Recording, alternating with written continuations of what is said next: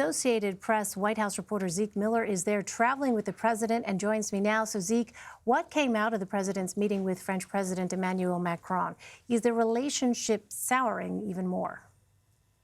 That was one of the president's strongest relationships with anyone on the planet when he took office. Emmanuel Macron, when President Trump took office, went out of his way to try to forge bonds with President Trump when other world leaders were trying to shun him.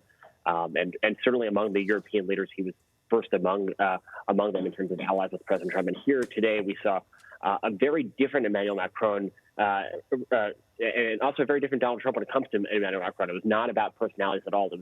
They were friendly and bantering a little bit, but barely concealing there was really deep policy divisions over the role of NATO, the role of the United States on the world stage, the role of the Western alliance essentially trying to dictate and police its own, particularly when it comes to policy in Turkey and Syria.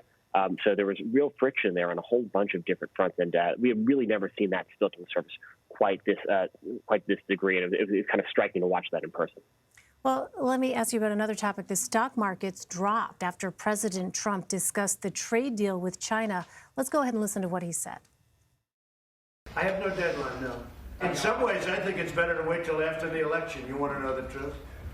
I think in some ways it's better to wait till after the election with China. Why does the president not seem to be concerned about a timeline for resolving this issue?